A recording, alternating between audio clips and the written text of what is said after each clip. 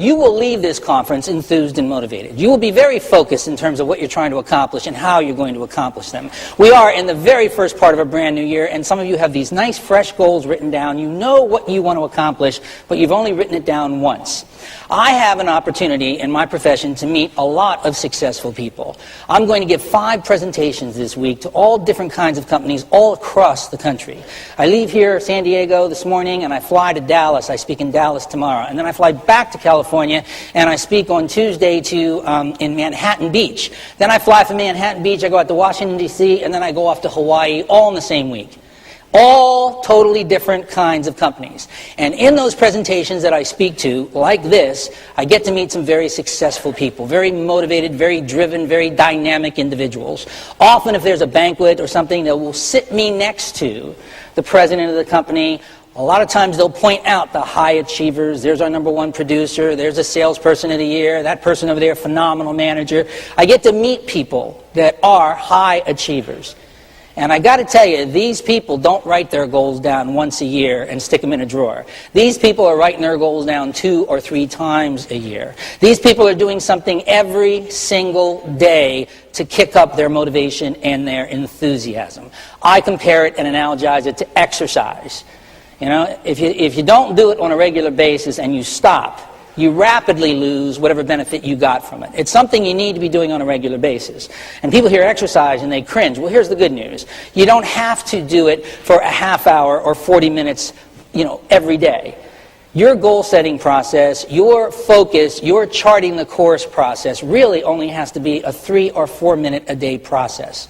Why not keep a notepad on your desk and rewrite your goals 2 or 3 times a week? If you're not going to do that, why not once sit down and get those goals on tape or on a CD? It is exceedingly simple.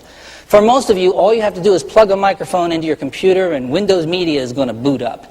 And tell it you want to make a recording and sit there and read that goal sheet of yours into a computer or on a tape.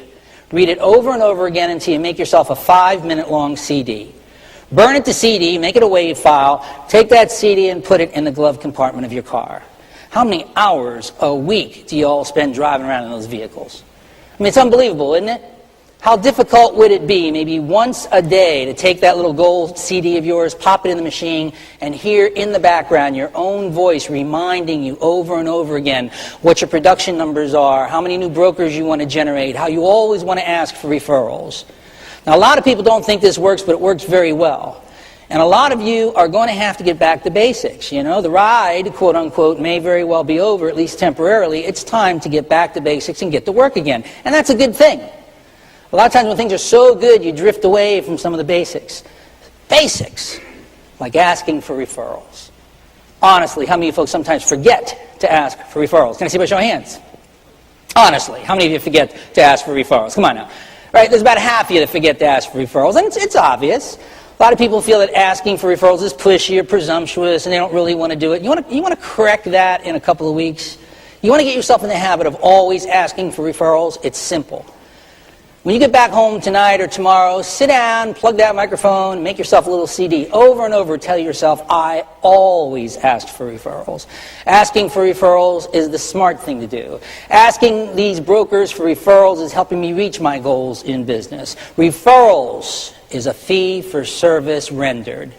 Over and over again, tell yourself to always ask for referrals. Make a 5-minute long tape over and over again. If you played that tape in the background while you're driving around to an appointment once a day, every day for the next couple of weeks, do you honestly believe you would ever again forget to ask for referrals? Now, that's one very basic thing you could do that would probably push your income up by 15 to 20% if you're currently forgetting to ask for referrals. Want another simple thing that'll bump your income 20, 30% if you're not already doing it?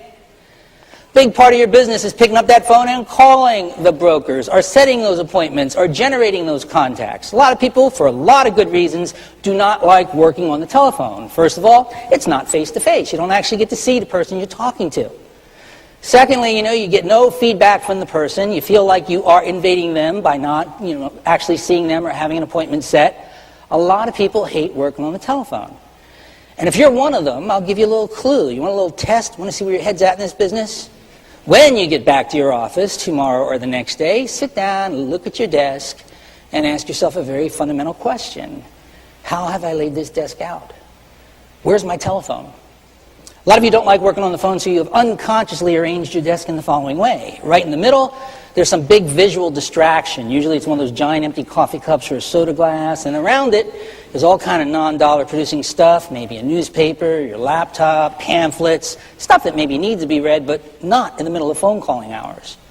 And where does a person who does not like making phone calls actually place the telephone? Well, check it out on your own desk. A lot of you have it up and off to the corner, pretty much as physically as far away as you could possibly get that thing.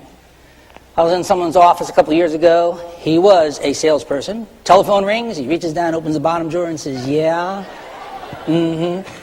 Now, it sounds silly, but I mean, isn't this a lot of common sense? You don't like making calls to begin with, but you want to sit down and generate some of these appointments and contacts, so you drag yourself in there. You sit down to make calls, and you look down at your desk. What catches your eye first, because it's right in the middle? The empty coffee cup or the soda glass, you know? And then so you pick it up, you go to the coffee machine. Who's standing around the coffee machine? A bunch of other AEs who don't like making phone calls, right? And you all sit there and say, what a terrible marketer does, you know? I mean, you sit there and waste a whole bunch of time. A lot of you, my favorite, by the way, is when you go in there and you see 5 or 6 of them standing around a coffee pot watching the pot fill. That's always my favorite. There's a good 10 or 15 minutes dead. Then they go back and they sit down and they pick up the telephone and they start, reach for the phone. What catches their eye this time? The newspaper. They'll pick up the Wall Street Journal and see how bad business really is, before they get themselves all pumped up and inspired. It's an exaggeration, but isn't it true? Now a lot of people do. They'll find all kinds of creative ways of avoiding what they don't want to do.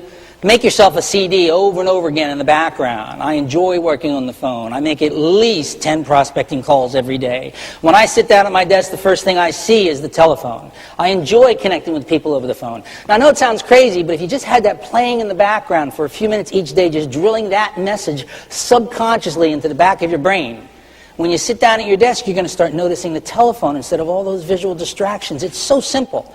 It only takes maybe 10 or 15 minutes to make one of these CDs, and it can really push your income up dramatically.